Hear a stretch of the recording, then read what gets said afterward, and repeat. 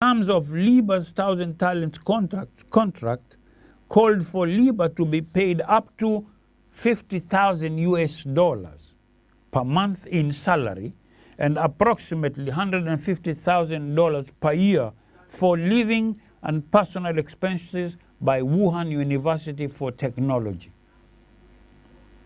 Liba was also awarded more than $1.5 million by Wuhan University for Technology and the Chinese government to establish a research lab and conduct research at Wuhan University for Technology. Tupo,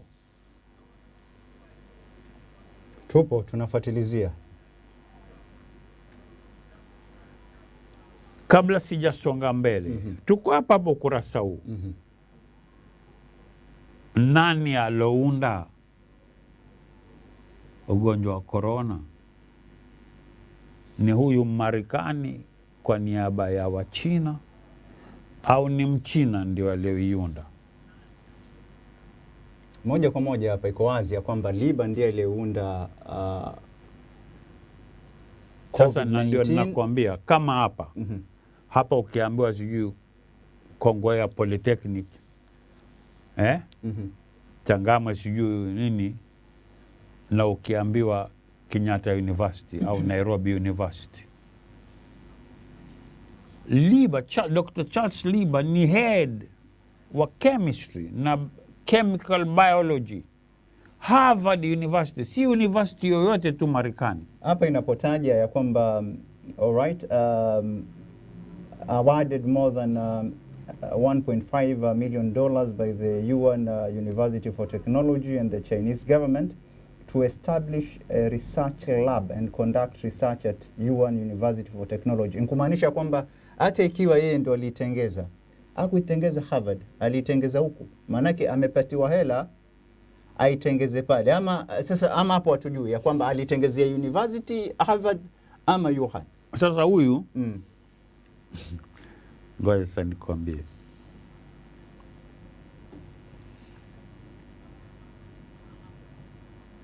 Kwa kuna kipande kizuri sana hapa. Huyu akiwapa huyu I, Robert Plumb, being sworn deposed and state as follows. I am a special agent with the Federal Bureau of Investigation, FBI, and have been so employed since June 2016.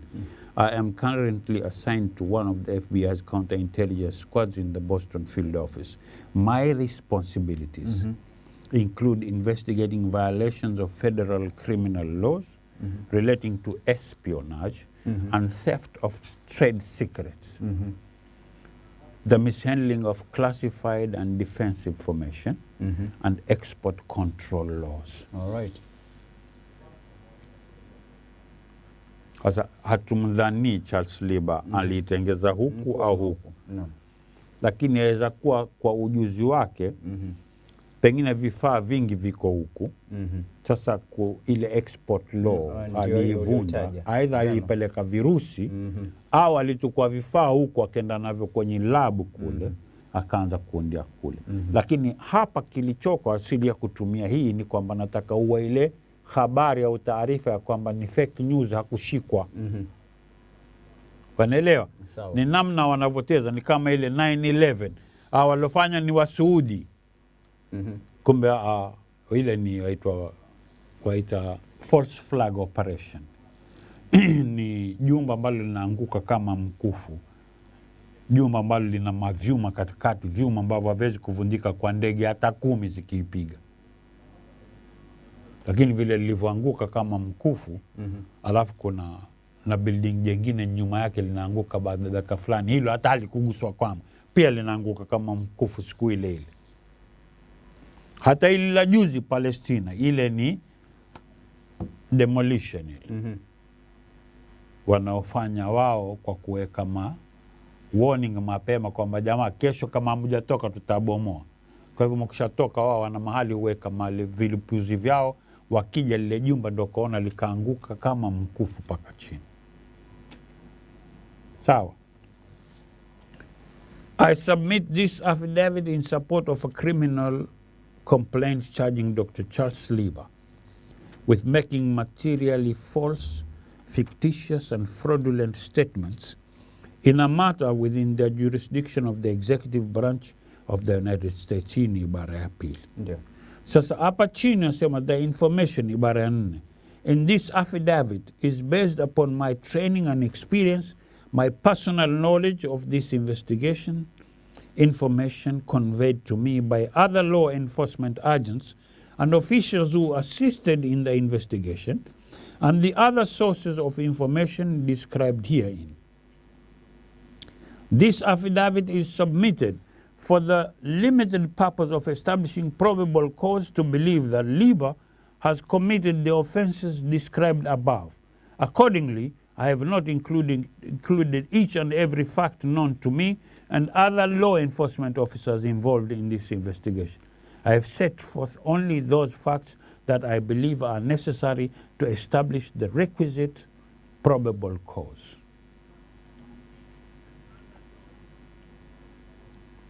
Sasa, facts supporting probable cause. Ibara ya 5. Liba is a full-time faculty member and chair of the Department of Chemistry and Chemical Biology at Harvard University in Cambridge, Massachusetts. He has been affiliated with Harvard since approximately 1991. According to Liba's biography on Harvard's website, Liba's primary area of expertise and research is nanoscience. Naona nikikwambia usifanye moto na nanotechnology. Kwa evidence nyingi nisha download. Hutaamini wewe. Ibara ya 6 sema at all times relevant to his complaint, Liba served as the principal investigator of the Liba Research Group at Harvard University.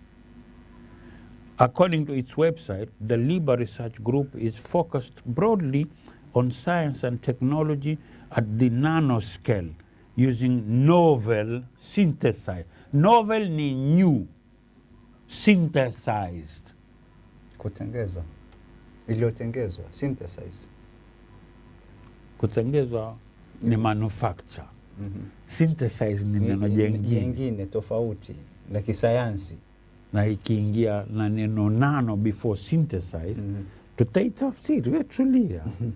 Leo tuenda kama mukhtasar, tuenda ukurasa unaofuata ndugu Java. Kwa hivyo, according to its website gani? Liba Research Group, ambao mimi nishaifikia. So hapa tuwasema facts supporting probable cause. Probable cause. Probable, all right, sawa. Sawa? Sawa. According to its website, the Liba Research Group is focused broadly on science and technology at the nanoscale, using novel, synthesized building blocks to push scientific boundaries in diverse areas for biology, medicine, to energy and computing. Hapa nitaka parudia tena.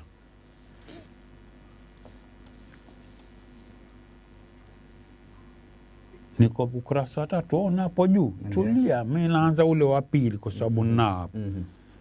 According to its website, the Liba Research Group is focused broadly on science and technology at the nanoscale, using novel synthesized building blocks to push scientific boundaries in diverse areas of biology and medicine, medicine, to energy and computing. Sasa hapa neno synthesize kukitajwa computing, utalielewa.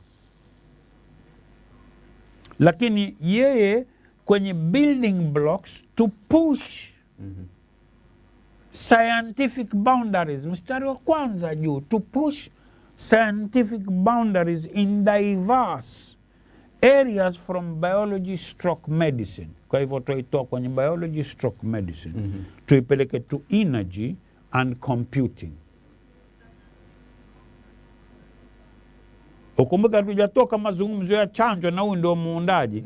Kwa hivyo katika kupanga kwake, yeye katika utaalamu wake, ni kuitoa hii chanjo na zile dawa, akisha synthesize, na kutoka kwenye kupush scientific boundaries in diverse areas from biology stroke medicine, zifikie to energy and computing kule juu. Ndio unaona pale watu wanapounasabisha 5G COVID-19 na chanjo ya COVID-19 kwa sababu ya nanotechnology. Sasa aliyeiunda asema yeye kwa using novel synthesized building blocks. Wale wanaojua Kiingereza, jamaa sisi hatukusoma sana, wale mojua Kiingereza wataalamu. Huyu bana asema according to its website ya huyo LIBA, yani the LIBA Research Group is focused broadly on science and technology. Hawa wanajishughulisha sana na science na teknolojia. Sawa? At the nanoscale lakini. Using novel synthesized building blocks, kwa kutumia new synthesized building blocks. Sawa? To push, tuatumia novel synthesized building blocks kufanyaje? To push scientific boundaries in diverse areas from biology stroke medicine to energy and computing. Hapo boundaries hizo tuzipush sisi, tupite hapo. Na nanotechnology ni molecular biology. Kuna vidude vidogo huwezi kuviona na macho, huwa vimo ndani ya nanotechnology ili kufikia malengo. Microscopic Molecular biology, madogo sana. Tumeelewana? Sasa huyu ni katika bingwa mambo hayo kutokana na LIBA Research Group. Kwenye mtandao wake utaziona na majina ya Kichina yale mambo ambayo shafikia, utaona documents, utaoneshwa PDF. PDF wa download tu. Tumeelewana mpaka hapo? The LIBA Research Group's website identifies its principal sponsors as NIH and DOD.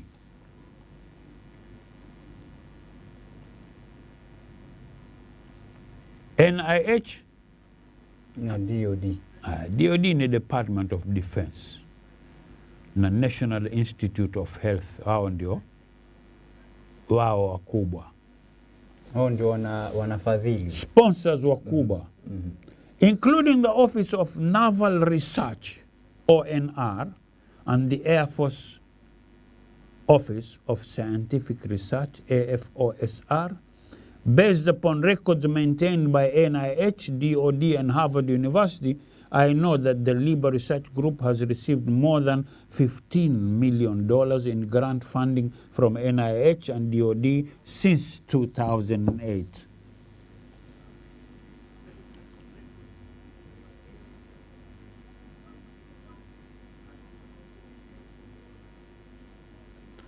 Nini najaribu kusema? Msitutezea akili zetu, au kwa lugha ya Kiingereza, don't underestimate our intelligence.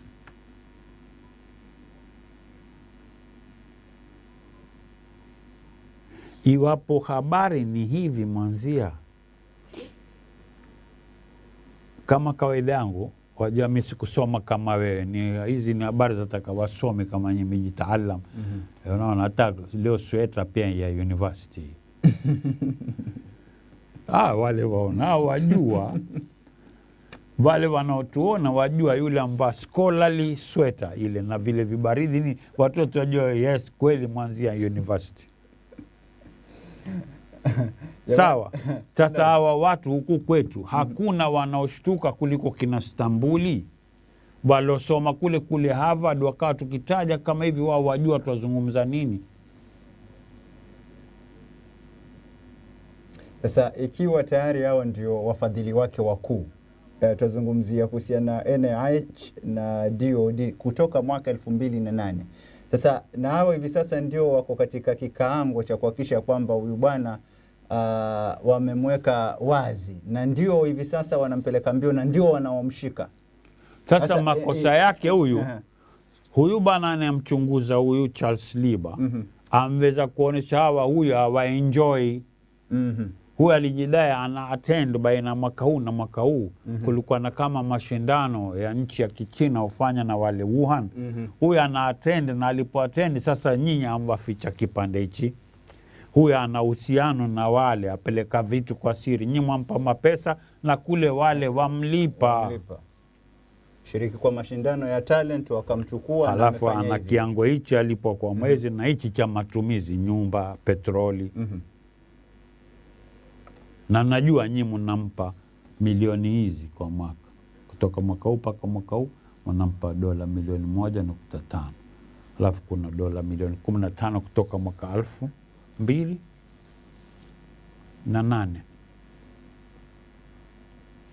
A component of the United States Department of Health and Human Services, NIH is a government agency responsible for biomedical and public health research. The NIH conducts its own scientific research through an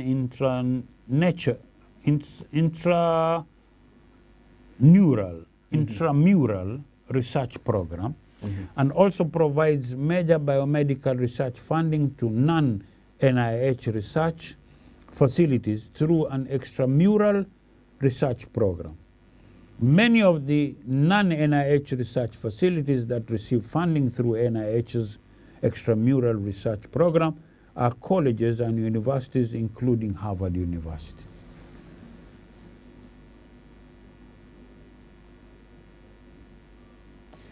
In order to receive NIH funding, non-NIH research institutions must submit a detailed application describing, among other things, A, the purpose and scope of the proposed research, B, the amount of funding requested, and C, how the funding will be used. Both during the application process and periodically after an award is made, the institution must also disclose to NIH all foreign collaboration and foreign sources of research support, including but not limited to research grants, cooperative agreements, contracts, and or institutional awards. Additionally, NIH requires research institutions to identify and disclose to NIH significant, in bracket typically greater than $5,000, financial conflicts of interest by investigators. That is, the person or persons responsible for the design, conducting the research, and publishing or reporting the research performed pursuant to the grant, including those related to funds received from a foreign institution of higher education or the government of another country. Sasa Dr. Liba yaonekana haya hakuyafanya. Sababu huyu yaleta mpaka tutaona kwenye inayofuata. Bankwenda mpaka huyu bana anashika mpaka kama maandishi ya Kichina alafu yamfasiriwa chini kwa Kiingereza. Contract ya Dr. Liba na Wuhan.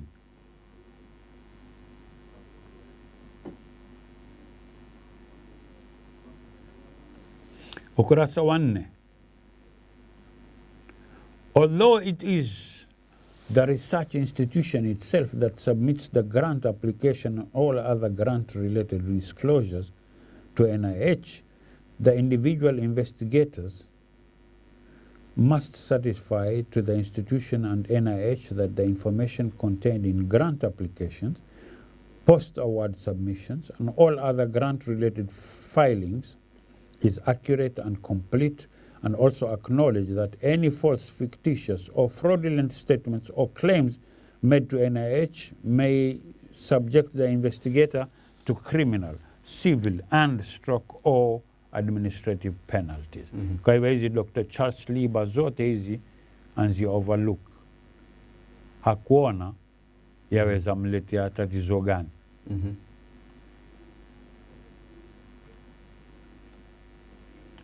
Ibara ya 9, huyu bana anayechunguza hii ayuingia kwenye Wuhan University for Technology is a university located in Wuhan, China. It is considered a top-tier Chinese university recognized for its studies of science and technology. Sasa iwateremka kuhusu Wuhan, ibara ya 9. Kisha atakujaeleza kuhusu Chinese Talent Program wa NINI. Lakini leo sitaki kwenda ndani huku, hii tutaendeleza kesho. Wuhan ni wapi? Ibara ya 9.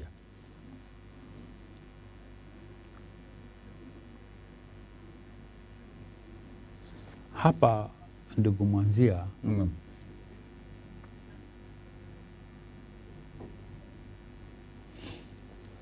according to its website, hili neno nataka likae kwenye kichwa chako na wanaotusikiza na kutuona. According to its website, the Liba Research Group is focused broadly, she focused narrowly, broadly, on science and technology at the nanoscale. Hii nataka uliweke akilini, manake litaendelea kutajika tutakapoingia masuala ya 5G. Kwa nini nanoscale na kwa nini nanotechnology itumike, yahusiana vipi na 5G?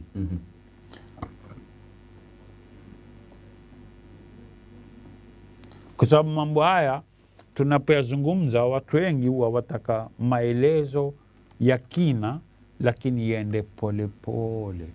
Kwa ushahidi gani wewe waona hii chanjo yagusana na 5G?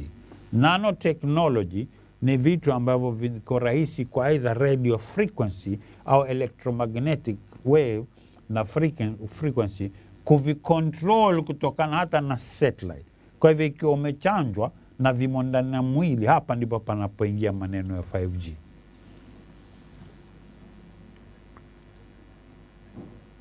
Sasa being molecular biology ni vitu vidogo vezi kuona kwa mato, vikitiwa kwenye chanjo au vikitiwa kwenye ile nostril na utiwa huku pua, huwezi shtuka wewe. Lakini kwa sababu vya react towards radio frequency au electromagnetic fields, then ni rahisi lao wamulikwa na muko wengi to control paka your thoughts. Na ukumbuke Klaus Schwab asema ni wakati wa kumerge biology na technology. Kwa hivyo ni kumerge watu na technology. Sasa wengi atakwambia tutafanywa mazombe, fafanua, hawezi kufika huku sasa. Ndio nikakwambia Mwanzia na narudia na naomba wale wanaotuangalia watuvumililie kwamba haya mambo ni mapana na ni marefu, mpaka yote tutatiririka hatua kwa hatua kwa mujibu wa ushahidi tulionao, then ndio wanaotuangalia watatufahamu tuwazungumza nini. Lakini kama ni mambo ya kimaskani ya kuja kuzungumza ngoja lakini hii haiwezekani hivi, haiendi hivyo, taka ushahidi pole pole, halafu tukueleze pia 5G faida yake ni hivi, lakini hasara yake ni hii. Wewe mwenyewe ukate shauri baina ya manufaa na madhara, wewe wapenda kwenda ndia gani, ipi atakufaa zaidi. Sasa hapa huyu anaposema kuwa wao Liba Research Group is focused broadly on science and technology, yoyote anayejua Kiingereza kwanza imkae.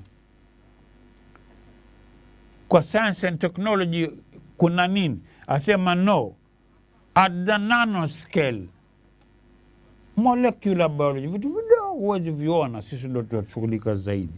Na kazi yetu kwenye nanoscale ni using novel synthesized building blocks. Vitu vya kujenga ile hoja yetu na dawa zetu ni synthesized, novel, new.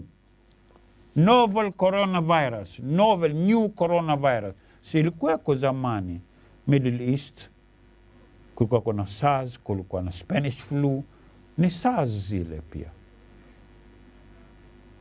Lakini likiingia neno novel au nouvelle ni new, la maanisha new thing.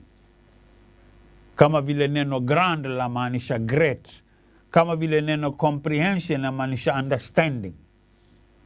Neno la Kifaransa. Huwa ni Kifaransa, Kispanyola, Kitaliani wao watumia kulifita ile kama ile lingua franca. Mnafahamu neno augment. Kifaransa walitumia ukiwa standard 3 augmentation, yani addition. Lakini huku pako ufike university au form 4, form 6 ndio utasikia can you augment this?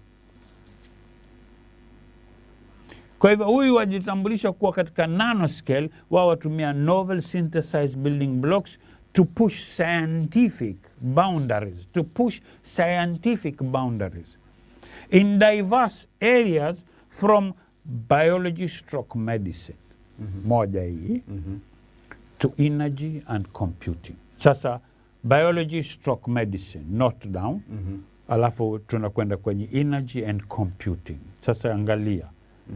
Katika kila nyanja. Biology stroke medicine, kwa hivyo maumbile mwanadamu na dawa. Ndio hiyo stroke medicine. Hata nakwambia maneno ya kitaalamu ya kukitajwa neno biology ni maumbile. Stroke medicine, maumbile ya mwanadamu na hizi dawa. Lakini tuyaipeleka kwenye nishati, energy na computing. Ndio mambo ya 5G sasa naangukia hapo. Hapo na ndipo takapo. Sasa hii huioni kwa sababu haimo kwenye mtanganyo huu. Kabisa. Huwezi ona kwamba, lakini okay, vikitanganywa biology, medicine, energy na computing, ndio inapoingia ile 5G. Sawa. Lakini tuende sasa tuangalie kwa nini twasema hivi. Tumeelewana ndugu Mwanzia? Sana, na nafikiri kwamba mtazamaji anaelewa. Maanake mambo haya usipoyafuatilizia kutiririka nayo kwa namna ambavyo hata hizo slides unavyoziona, namna ambavyo mzee wangu anaziitisha kutoka kwa mwelekezi wetu, ama utapotea. Ikiwa unatupata katikati hapa utakuwa umepotea kabisa. Lakini vizuri ya kwamba vipindi kama hivi bado vinakuwa viko katika kumbukumbu zetu, bila shaka katika kurasa yetu ya Al-Shifa Online TV Kenya, na katika YouTube vile vile Al-Shifa Online TV Kenya. Safi. Naona mwelekezi wetu ametutundikia bila shaka kuna slide iko pale. Slide iliyoko ni international appeal. Scientists call for protection from non-ionizing electromagnetic field exposure. Lakini juu ya hilo neno ambalo linkolezwa wino mweusi, pana maneno juu, baina haya maneno mazito ya wino mweusi na ile chapa au alama iliyoko juu ya rangi ya blue, hapo katikati pana maneno. Mimi nitayanukuu yale. Sawa sawa. To His Excellency Antonio Guterres, Secretary General of the United Nations, Honorable Dr. Tedros Adhanom Ghebreyesus, Director General of the World Health Organization, Honorable Inga Anderson, Executive Director of the United Nations Environmental Program, UN member nations. So, international appeal, scientists call for protection from non-ionizing electromagnetic field exposure. Majina ya kisayansi hayo. Ndio.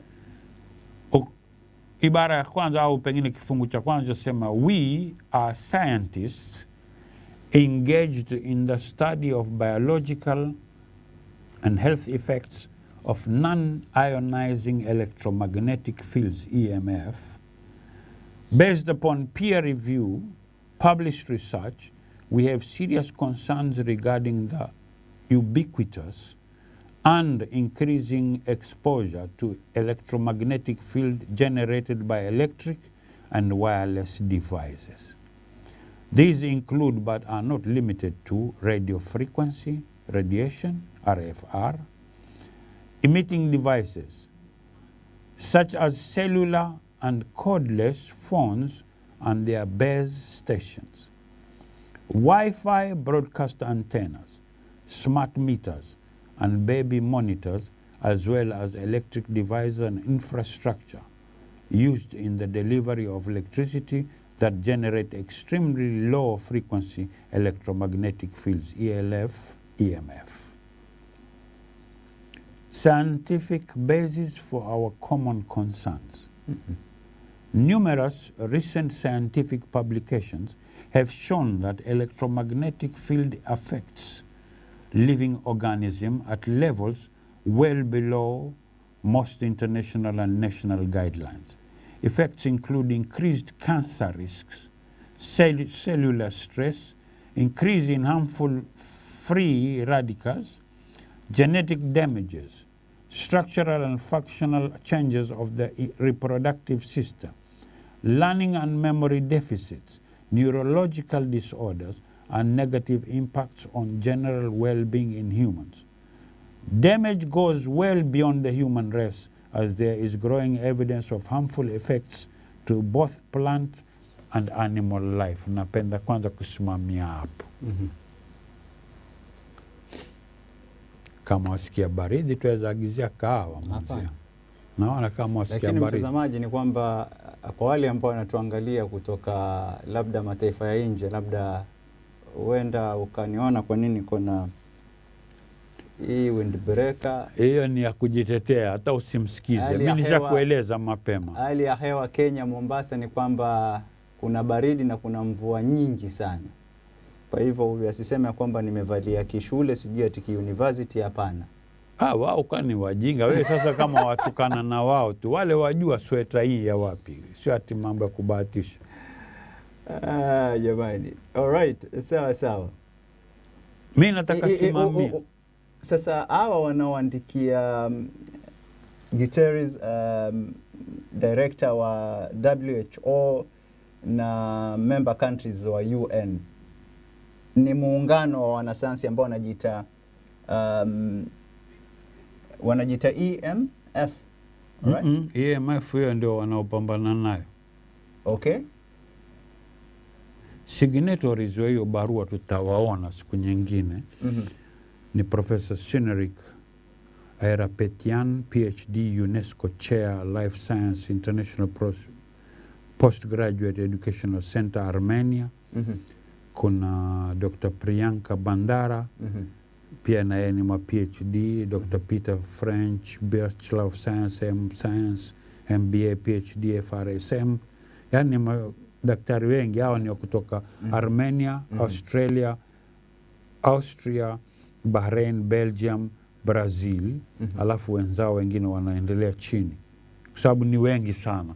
Tukifika hapo tutayaonesha, lakini nimependa tu kwanza kusoma hizi kurasa moja, paragrafu 2, ili mtu aone uzito wa hili jambo, asija kuona. Na kama kawaida yetu mwanzia, mtu asikubali. Tuelewana mtu aandike kwamba scientists appeal to United Nations, scientists appeal against 5G, address to United Nations. Ya andike tu, andike PDF, itamletea ata download. Hivi vitu viko mtandaoni waziwazi, si vitu vya jificha. Watu tu hawapendi kutafiti na kusoma. Sasa hizi paragraph 2 zaeleza wazi, hususan ya pili, scientific basis for our common concern. Na napenda kurudia ndugu yangu mwanzia. Scientific basis for our common concern. Our scientists wasema, numerous recent scientific publications have shown that EMF, electromagnetic fields, affects living organisms at level well below most international and national guidelines. Effects include increased cancer risk, cellular stress, increase in harmful free radicals, genetic damages, structural and functional changes of the reproductive system, learning and memory deficits, neurological disorders, and negative impacts on general well-being in humans. Damage goes well beyond the human race, as there is growing evidence of harmful effects to both plant and animal life.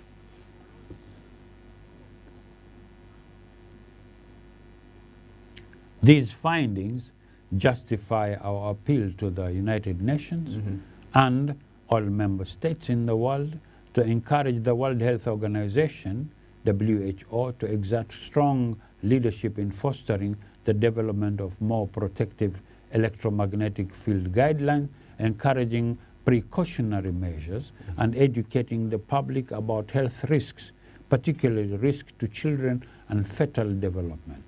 By not taking action, the WHO and WHO is failing to fulfill its role as the preeminent international public health agency.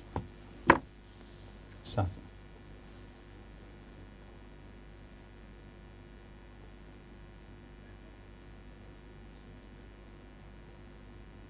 Nafikiri walielekeza hoja yao mahali ndipo kwa Umoja wa Mataifa kwa kitagaa kimoja ambacho ni cha masuala ya afya na watu wenyewe si watu wa kufunga vidonda.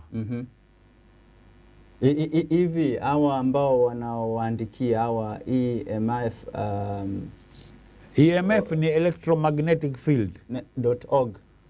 Hawa ni mtandao wazungumza masuala ya electromagnetic field. Na zaidi ni kwamba unaangaliwa na kundi fulani la wanasayansi. Sasa wanasayansi baada ya kuangalia electromagnetic fields kwenye huo mtandao waliridhika na wao wenyewe wakafanya utafiti wao kwa mujibu wa utaalamu wao, wakaridhika kwamba kuna ukweli wa hata kikiwa kichache kijinguvu cha hii electromagnetic field ya athiri, na dalili zaonesha yaleta madhara haya ndio waiyataja.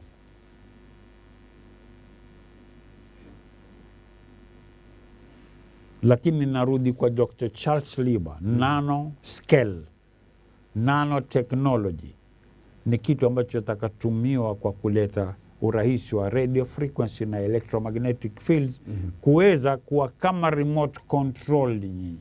Iwe ni rahisi kuwapeleka. Na mambo haya narudia tena ndugu Mwanzia na mnaoniangalia. Si kila mtu akijidai msome hapa Kenya ati ajua mambo haya. Tusidanganyane. Na nchi nyingi za Kiafrika mambo haya yawapita kwa sababu kama ninavyosema na sitaogopa kurudia, watu wetu wengi wakishapasi huwa kusoma mbasi. Sasa yeye atakatumia ile degree yeye kutuma tu. Ndio kaona tuna watu wengi humu hawana wafanyalo. Bakia tu atataka kutumia sifa, yeye ansoma paka wapi na nini. Mweleze mimi nafika paka wapi.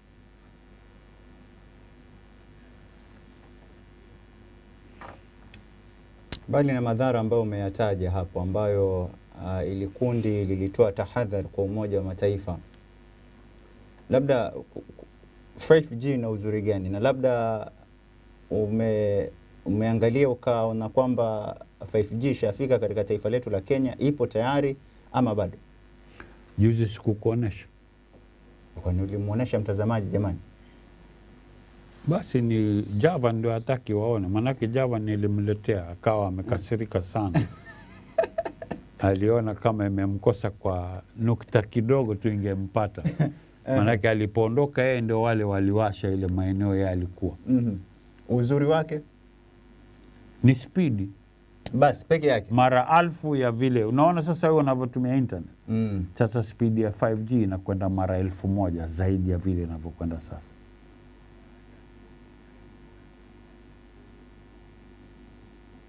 Sasa hivi ukiona faili ya kusema video ya kama 1GB wewe wajala waita tu kwa muda sana.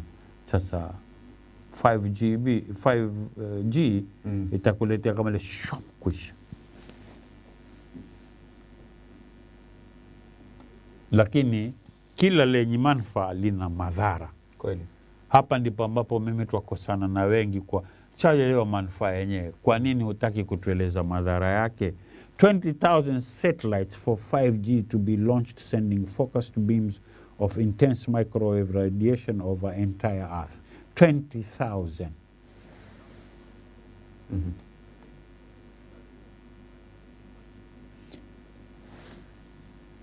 Hii ni ripoti ya Februari 17 mwaka 2019. Yasema public attention about 5G has been focused on the plans of telecom companies to install millions of small cell towers on electric utility poles, on public buildings and schools, on bus stop shelters, in public parks and anywhere they want in national parks, and on federally owned land. Hii ni Marekani. In local urban communities, there would be a cell tower approximately every 500 feet along every street. Marekani.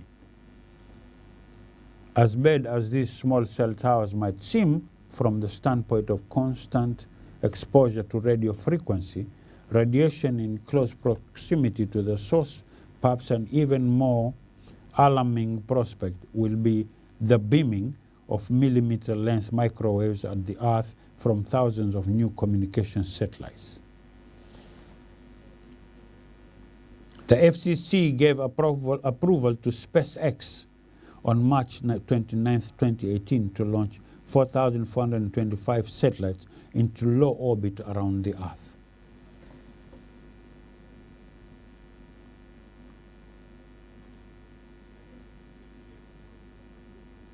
The total number of satellites that is expected to be put into low and high orbit by several companies will be 20,000 satellites. 5G will use phased array antennas to shoot beams of radiation at cell phones. These satellites will use the same type of phased array antennas as will be used by the ground-based 5G systems.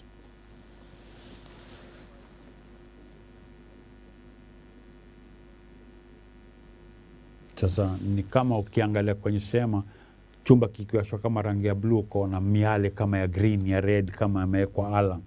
Sasa wewe fikiria 20,000 satellites kama za lenga ardhini, na zilizokuweko kabla hizi 20,000 zilikuwa zaidi ya 20,000. Kwa hivyo ulimwengu utakuwaje? Mtoto mdogo asikia umwa hapa, ni kwa sababu hakuna waelimishaye, hamojui kwamba miale ya radio frequency na radio activities zinazoendelea electromagnetic field za waathiri kiasi gani. Wewe kama huishi karibu na mahali pana mnara wa simu, wewe kidogo una nafuu. Ambaye aishi kwenye mnara wa simu, hususan usiku wakati watu wanalala, simu wanzizima, ile nguvu huwa yarudi kwenye ule mnara. Kwa hivyo nyinyi mnaishi karibu, mweza inuka asubuhi ukasikia hata kazini usende au skuli. Na usijue kwa nini, ndio utafikiri ninapigwa au unafanya kazi usiku mzima. Kwa sababu wewe hujui athari ya huu mnara uko juu yako hapa. Na haya ni mambo manzia, mambo madogo, lakini athari yake ni kubwa na ni mbaya. Inasikitisha kwamba hakuna mtu azungumzaye na raia kumwambia mambo haya.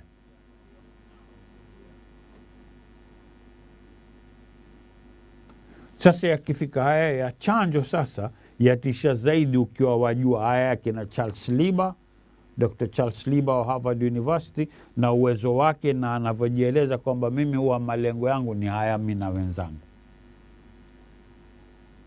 Biology na medicine, kuitia kwenye energy, computing. Sasa vitu hivi kitanganywa, kumbakia nini? Kumbakia 5G, kuleta ile tap tap ushakuwa connected. Tap tap connected. Ndio naona watakueleza kino. Sasa hii manake daktari atakuweza kukufanya operation kutoka nyumbani. Unaja kupeleka, wewe piga simu tu, gari itakuja itakutoa, usishtuke tu, haina dereva. Wewe ukijua utaambia tu nenda Kisauni itakupeleka. Sawa? Sira hiyo. Manufaa. Unaelewa? Sasa mimi nakupa akili za kiwazimu wazimu. Mwanzia akikaa na laptop mahali akihack into that car utakufa. Sababu zilileta paka bridge alafu akalikilekeza baharini.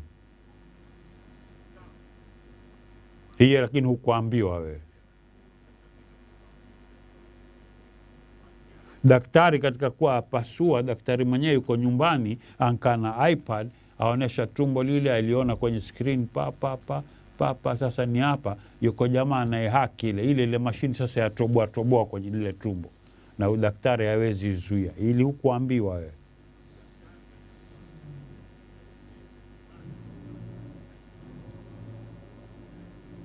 Untoa mashini unswipe yuko jamaa anaiiba ile kodi yako, ukiondoka kwenye gari anaonesha lo zitoe zote. Wewe ukitoka kwenye ATM tu bado la mwaga ile ATM na wewe kuja jamaa ingia zitukua. Unweka gari yako nzuri kwenye paki, ukiondoka kwa jamaa kwa gari nyingine ana laptop tu au iPad au simu. anaishika kodi yako. Siku hizi kumvidude kikivaa tu ishachukua kodi zote zako kwenye mfuko. Ukirudi gari haiko, ili lakini ukuambiwa we. Sasa ndio suala langu, kwa vile mimi sina elimu kama we mwanzia, mimi ukuuliza. Sasa akija mtu akawa ana nia mbaya dhidi ya haya mambo ya kimashini, na yeye aweza yaingia bila sisi kumzuia. Kama hivyo nilivyokuambia, liko dude la kupa gasi oxygen kule hospitali, lakini Javan anliingia akiwa nyumbani ankode, anlihack. Kwa hivyo gasi zote za ICU oxygen anzizima Javan. Amblock yoyote, mpaka engineer wenu wa teknolojia akija hajui kuingia tena. Kila kitu ya password ambia sio hiyo, fake. Je, itakuwaje? Hii hamujatueleza. Lakini mijigari town, mara kuna jamaa kama 4 wankuja wa haki ala miji system yote ya taa za traffic light. Sasa mwagongana tu. Nani atatuzuia ili tusiweze kupatikana na mambo haya? Msipende vitu tu vya maendeleo kutuletea. Mko tayari? Mshajitayarisha kwa consequences lao tutapatikana na madhara kama haya? Mwataka artificial intelligence, ndiyo. Ununua sanamu, asafisha ofisi vizuri, umfuta watu wote. Leo ili sanamu linoki kwa jamani lihack, sasa la vunda kila kitu ndani ya ofisi. Uko tayari mambo haya? Usije tu wazungu wako mbali bali, ukinunua sanamu tu mara kupangia kila kitu cha kufungulia mlango kwa ndio. Sasa kuna mtu aweza muhack huyu server yenyewe akaihack yote, akaharibu kila kitu chako kwa kupenda kuwa digital sana wewe. Na sasa vita warfront ni technology. Ndio nikakwambia, umeona Saddam ampigwa, hakupiga hata risasi moja. Kabla hajavamiwa yeye na Tariq Aziz ilikuwa kila siku akiambia Amerika, mukija ndoni na majeneza yenu. Chembelecho wenyewe ampigwa hands down, yani hakupiga hata risasi moja, kwa sababu technologically ununua kwangu hivyo vitu, mimi najidude nikililekezwa huku kwenu na yazima kila kufanya hivi itoe kitu hiyo. Wewe hukujua, wewe ununua tu. Na ndio ubaya wa wengi huko Afrika, ufidhuli mwingi tu, mambo yenyewe hujayajua. Waweza tukana nchi ya kufadhili. Ndio yule Edward Clay akawaambia, unatapikia viatu vya anayekulisha. Watapika juu ya viatu vyangu sasa?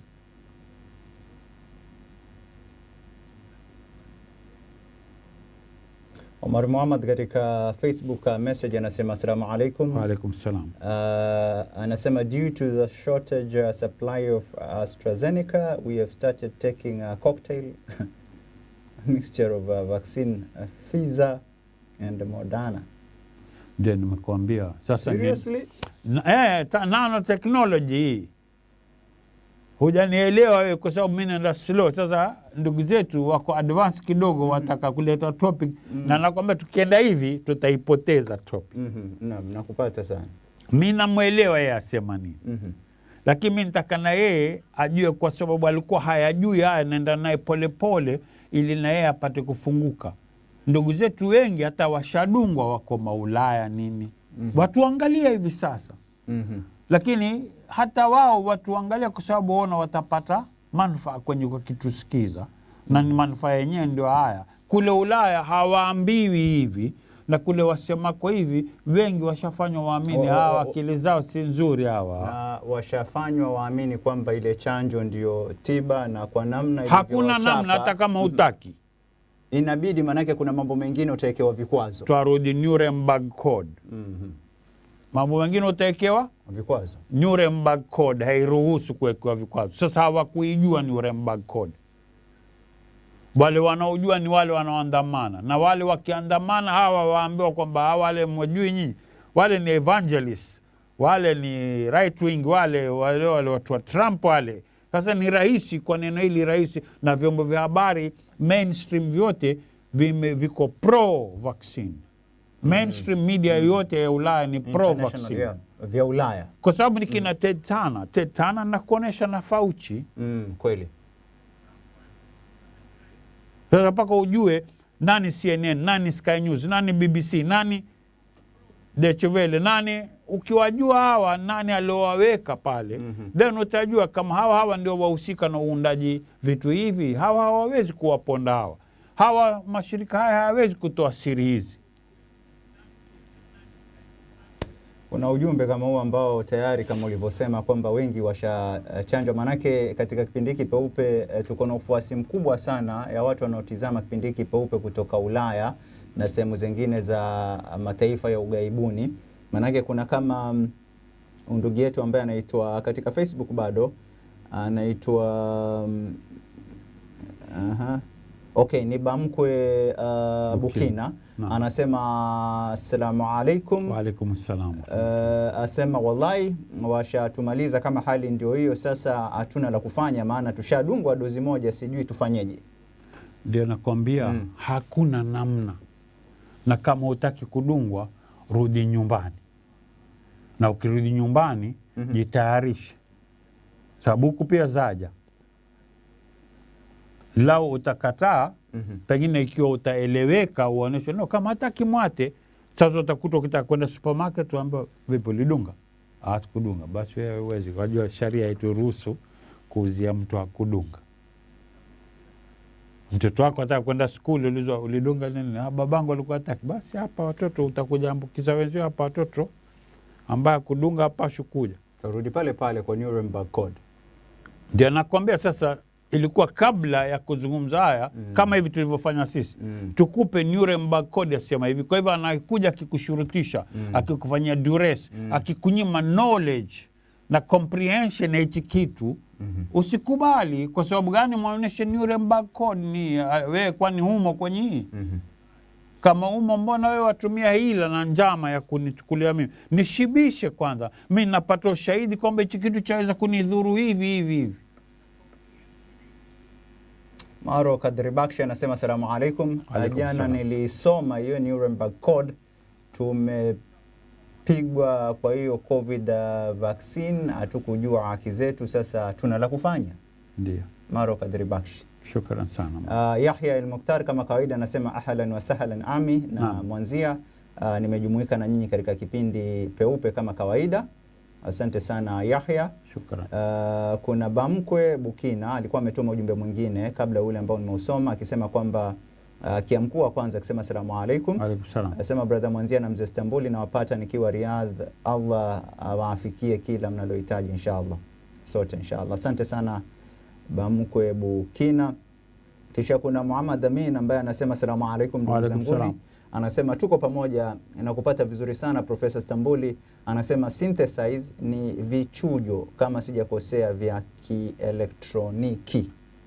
Huyu ni Muhammad Amin. Na mimi najua synthesize, manake katika elimu yangu ndogo, na wala usiwe ukinipamba hapa, manake waniaibisha mambo mengine mimi siyajui, alafu wewe wasema mimi sijui. Jamani, sina shahada hata hicho kijicertificate cha kubambanya. Ninachokijua mimi niliachia form 2 huyu anakosema, manake mahali nilipofikia ni pale mara ya mwisho nikiambiwa kuna kitu chaitwa photosynthesis. Ana sijui kupronounce synthesis, maana ya kwamba aliambiwa katika photosynthesis ya kwamba mimea inafanyiza chakula kupitia miale ama mwanga wa jua. Sasa synthesize mimi najua kwamba ni kutengeneza, lakini wewe ukaniambia kwamba si kutengeneza. Tuliangalia katika upeo mwingine. Nafikiri Muhammad Amin hapa anasema kwamba ni vichujo vya kielektroniki. Sijui itategemea pale limetumika kwa biolojia, kwa kemia ama kwa fizikia. Itategemea mahali ambapo synthesize imetumika. Asante sana hata hivyo Muhammad Amin, top fan sana wa kipindi Peupe. Omar Muhammad, nafikiri ujumbe wake nilikuwa nimeuangazia. Ragish na Babies anasema assalamu alaikum. Kama kawaida yuko pamoja nasi katika kipindi. Kuna Swale Ali anasema assalamu alaikum. Anasema wallahi Istanbuli tuko tu kwa ajili ya Allah, kuna wa kutuelimisha, sio media wala wasomi. Kazi nzuri hapo studio, watching from Taif. Shukran. Asante sana Swale Ali. Anarudi tena Swale Ali akisema mimi niliambia anasema kwamba yeye aliambiwa akadungwe akakataa, but sijaambiwa hata ukikataa leo, kumbuka siku ukiwa rudi Kenya lazima utadungwa.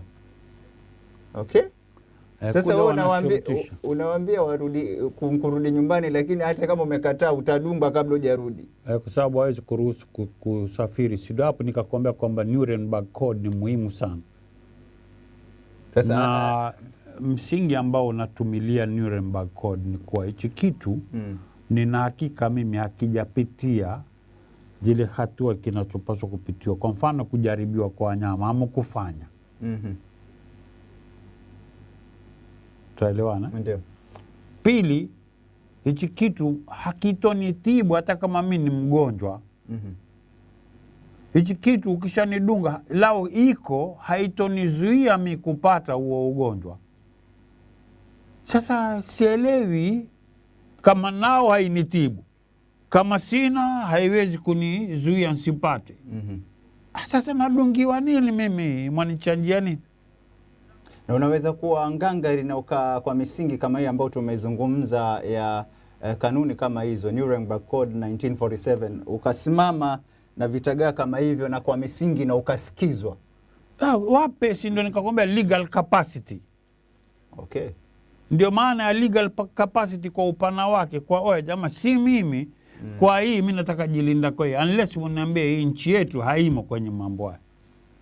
Na ukiniambia haimo uniambii kwa mdomo, na wewe pia nithibitishie kwa hamumo. Manake hii nisema ni International Code of Conduct ya masuala ya majaribio ya dawa aina yoyote. Sasa dawa hii mimi hainitibu, dawa hii mimi hainikingi dhidi ya ugonjwa. Hii dawa vipi? Ishindwa na Panadol. Kiumana kitu Panadol yaondoa ile umaji kitu. Mwanzia mbona wanisonya tu hapa? Wajua na wananiudhi. Jamaa msaada tafadhali. Wananiudhi mimi wale. Maanake kama itakuwa itambuliwi vipi labda katika taifa ambalo unatoka? No, pengine yeye mwanzia ajua au pengine Javan kule ajua kwamba no, Istanbul wewe unaelewa vibaya, chanjo yaweza zuia wewe usipate COVID. Bora kwetu basi isije ikafikia mahali ikawa na ulazima. Maanake ilipokuja ilisemekana kwamba it's voluntary.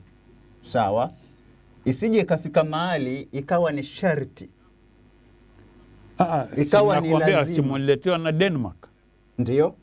Na nakwambia Denmark wanunua 2018 si leo. Maskini na juzi nikasikia zingine zimepita muda wake, eti chanjo bado kama mwezi au miwili itakwisha. Sasa na mimi nikakuuliza hii chanjo ni mpya? Kama ni mpya ikiwa itakwisha baada ya miezi miwili inaundwa lini?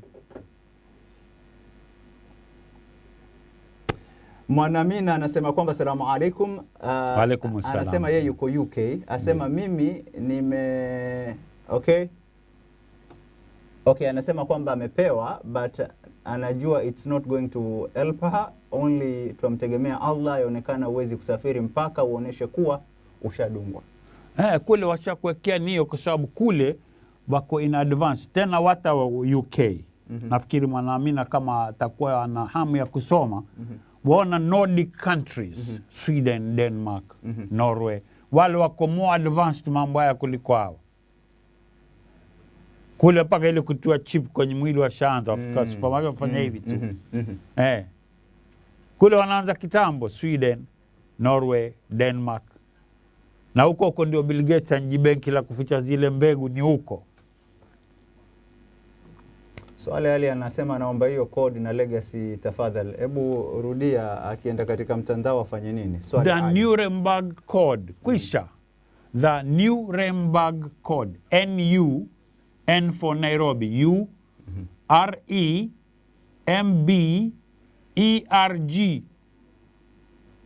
Narudia swali. N siyo kafikiria ni M. N for Nairobi. N-U-R-E-M-B-E-R-G.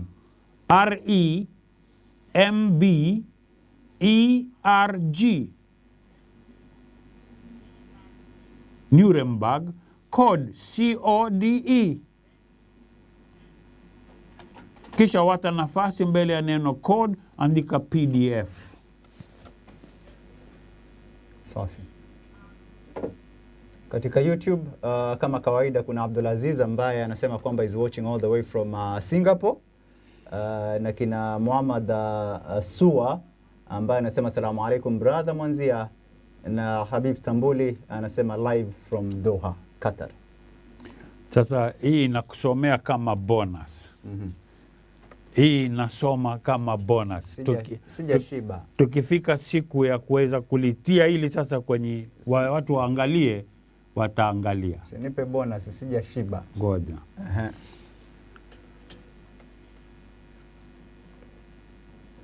I cannot even begin to tell you the danger we are all in right now. Asema huyu mwandishi. Mwandishi gani huyo? Tulia. Sawa. Sema SARS-CoV-2 spike proteins can compromise the blood-brain barrier, allowing foreign objects from your bloodstream through your endothelium and into your brain. The mRNA vaccine makes your cells manufacture SARS-CoV-2 spike proteins, which will compromise your blood-brain barrier if you take the vaccine. Then, follow-up shots will administer silicon nanowires. Yale ya Dr. Charles Lieber. Yeye ndio muundaji nanowires. That will pass through your blood-brain barrier into your neurons and be taken up by your cells as though they were an extra organelle. Fifth-generation cell network technology will power and control the nanowires in people's brains through radio frequency induction and beam-forming technology, guiding beams of radio frequency very precisely into their heads.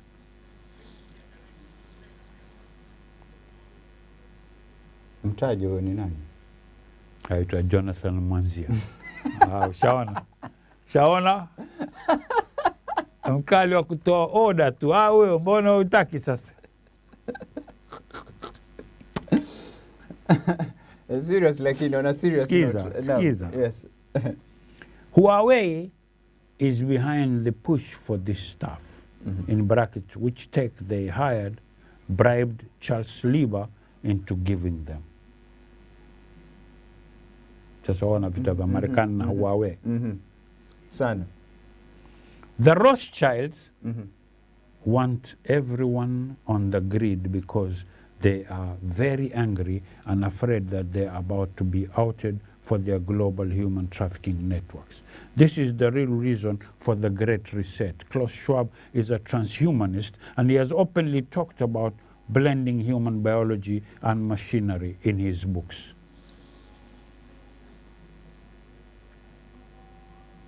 Wajua, too much of anything is poison. Sasa hivi hapa nilipowafikisha wazee wangu, mama zangu, ndugu zangu, mimi naona tutulieni hapa, mu digest, mu exhaust, tuweza kuendelea kesho kutwa. Tuna muda bora, Mwenyezi Mungu atujalie uhai, afya na fursa. Inshallah. Nakumbuka kwamba kama ninavyokuambia kila siku, Al-Shifa nembo yake, neno lake kubwa ni inakuwezesha. Tunakutaarifisha, tunakujuza mambo ambayo hakuna idhaa inayokuambia. Tunakuambia si kwa sababu tuwajua sana. Tunakuambia si kwa sababu ya lolote jengine, isipokuwa tunataka radhi ya Mwenyezi Mungu, asa kupitia kuelimishana kama hivi. Mwenyezi Mungu yakimridhisha aweza tuamsha akili, si kwa kututia chuki dhidi ya yote. Kuamka na sisi tuwe ni watu, tutakuwa na hadhi, tutakuwa na watu ambao tuheshimika, watu ambao tutaweza kujipanga mikakati na mipango ya kiuchumi, ya kijamii, ya kielimu, ya kiafya, na tuweze kuja pamoja, lakini kwa kutaka radhi ya Mwenyezi Mungu, si kwa sababu ya kudhuru mwingine yoyote asiye sisi. Hapa ndipo watu wengi wanaokuja kama nafasi kama hii niliyopata mimi, huwa wapenda sana kutezea hisia zenu, ghadhabu mlizonazo, kwa kuwapandia nyinyi ghadhabu zenu na hisia na fikra kufika kwenye malengo yake. Kinyume na hichi kipindi ni kukuelimisha, lao waweza kufanya wewe au aweza kufanya hata yule ambaye ndio aliyekuwa mpotosha, basi hakuna shida. Muhimu nilifanyike jambo, si nani aliyelifanya. Na Mwenyezi Mungu na malaika shahidi. Sasa nataka mpisha profesa langu, jitu langu la nguvu. Jonathan Mwanzia kama ana jambo atakaendeleza yeye. Mimi mahali umetufikisha, nafikiri kwamba wacha tu kuitwa kudigest lugha ya Kiswahili mzuri ni kumeng'enya yale ambao umetueleza. Mshakubali kama jitu jisome. Wewe unaangalia wajua kama kumeng'enya. Kuna swali Ali anasema nimeipata, shukran 1947 sio nitaisoma baadaye. Kwa hivyo ashaipata bin al hatusemi urongo hapa bwana. Bin Ali Kindi anasema salamu alaikum. Wa alaikum salam. Asante sana. Kisha kuna Karisa wa Mombasa anasema anafuatilia online akiwa Nairobi. Shukrani sana Karisa wa Mombasa. Mtu wangu wa nguvu Karisa wa Mombasa. Kutoka kwenye idhaa. Jana kuna mtihani kidogo ambapo nilitoa ahadi ya kwamba ulituwekea picha hapa, na sijui kama Javan bila shaka mwelekezi wetu atatuwekea ile picha ambayo ilikuwa na wale wamesimama, kisha kuna Fauci pale. Ile picha ya mwisho kama uko nayo itundike pale. Nimejaribu kuangalia kadhaa na ukaniuliza wajua hawa Mwanzia na kwa nini wamesimama na huyu bwana anaonekana mdogo. Sasa mimi nimefanikiwa watafiti kadhaa, manake nikiwahesabu walikuwa kama takribani 14 pale, na nitaanza na mmoja ambao umemtaja hapa, Teddy Turner. Teddy Turner kumwangalia nikapata kwamba ni mfanyabiashara maarufu Amerika ama Marekani, na yeye sasa huyu Teddy Turner inasemekana is the second largest individual land owner in America with 2 million acres. Nimeshangaa, medua. So second largest individual land owner in America, 2 million. Teddy Turner, bila shaka picha ndio hiyo hapo. Teddy Turner huyu ambaye yuko nyuma ya Fauci. Nikadua na uliniambia kwamba angalia yao majina alafu ujue kwa nini huyu bwana amepiga picha na hawa. Nikamwangalia Bill Moyes. Bill Moyes yuko hapo karibu na Teddy Turner katika picha. Ni former White House press secretary. Judy Woodruff nikamwangalia, nikapata yeye ni US broadcast journalist who has worked in network cable public TV since 1976. Na ndio pale pia katika mambo hayo akasema kwamba mainstream media haiwezi tangaza. Ndio nikakwambia ni web ile, ni kama mtandao ule wa buibui ule. Kuna nyuzi za kushika chakula, kuna nyuzi za kuzuia mtu asiingie. Sasa ndio hao walivyo. Right. Kuna Irene Diamond, huyu ni philanthropist, lakini ameshakwenda mbele za haki akiwa na miaka 92, na alikuwa ni supporter mkubwa inapokuja katika masala kutafiti masala ya AIDS. Nilipata mambo hayo. Bill Gates tunajua kwamba ni founder Microsoft. Huyu ni senior, si Bill Gates, huyu ni senior. Senior, na nafikiri kwamba kamwachia mtoto wake mikoba na labda akili kama hiyo, jambo kama hilo. Tom Brokawi, journalist, net worth $85 million. Kajiuliza, huu ni mwanahabari then net worth yake $85 million. Yuko katika picha. Wewe mpima na wewe sio. Wewe nafikiria kwamba sisi watangazaji watu wa kubangaiza. 85 million shillings wewe unazo 85 million. Hiyo ni za huyo, na wewe zako tutajie kwanza. Javan, labda mwelekezi wetu atatueleza upande huo. Kuna Leonard Annenberg, huyu ni chief of protocol of the US 1981 mpaka 1982. Kwa hivyo hapa Fauci amesimama na watu wazito.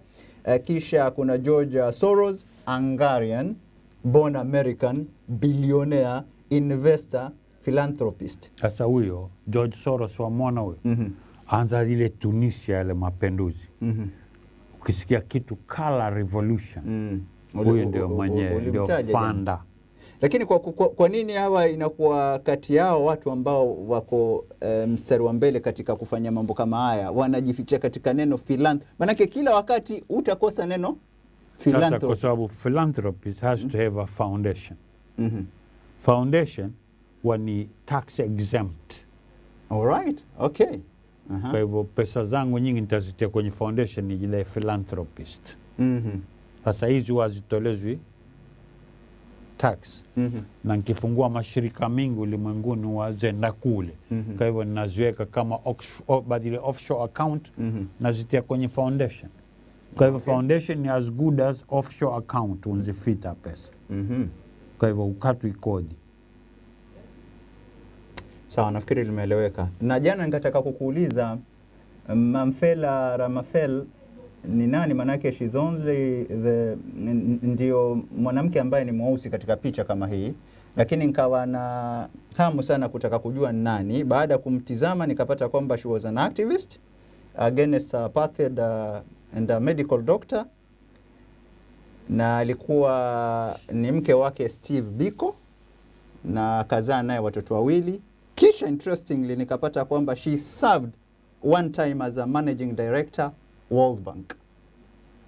Ndio nikajua kwa nini yuko katika hiyo picha. Ni yao peke yake. Wengine kesho inshallah tajaribu kujua ni kwa nini wako katika hiyo picha na Anthony Fauci. Sije kapata nyingine na wewe usioma kwa nyuma pale. Wapi? Mimi nitasimama na wewe tu mahali ulipo, mimi nitakuwa niko mimi nyuma yako au mbele yako kidogo. Kwa sababu atakaficha watu wasikujua. Na neno. Wapi? Hebu tumalizie kipindi. Mimi kwa leo bana sina la ziada. Bosi wangu hapa acha kwenda makasada yale ambao alikuwa ataka kwenda. Naam, sawa. Tulichokuwa tunajaribu kuzungumza kwa leo, nikijaribu kwanza kukuthibitishia kwamba Dr. Charles Liba ni nani, uhusiano wake na Wuhan University for Technology, na malipo yake alikuwa kilipwa na Wuhan University for Technology, na ufadhili alikuwa akipata kutoka kwenye national waita lile shirika la kusimamia masuala ya afya huku Marekani. Alikuwa akimpa ngapi zake mwenyewe kutoka Wuhan, akipata kama $50,000 per month, alafu na za matumizi yake 150. Zile ni matumizi madogo kama nyumba, gari, nini annually.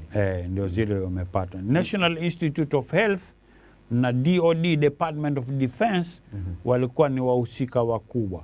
Sasa utaona wazi kwa neno moja ni biological warfare. Ndipo pale watu wanapokuambia ni depopulation program.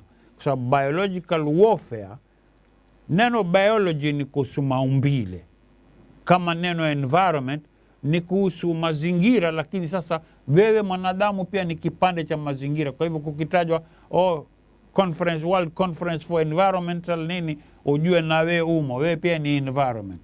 Lakini biology ni wewe zaidi, mwanadamu na wanyama wenzio, hayawani nini, pia wahusika na biology. Ni maumbile ya mazazi au muundo wa viumbe hai fulani. Ndio kona nikakwambia kwamba unapochanganya hii na medicine, alafu katia kwenye energy na computing, sasa inabakisha kitu kimoja ambacho ni 5G ndio yaweze kufanya kazi haya mambo hayo. Biology na computing. Hapa pana maneno ndio ile Internet of Things, alafu kuna Internet of Bodies. Haya ni maneno kwa sana zenu. Tieni tu someni hata kama ni vijikaratasi vya peji 2. Internet of Things. Define Internet of Things. Define Internet of Bodies. Soma Fourth Industrial Revolution by Klaus Schwab. Angalia kitabu chenye iwazungumza nini. Nani Klaus Schwab?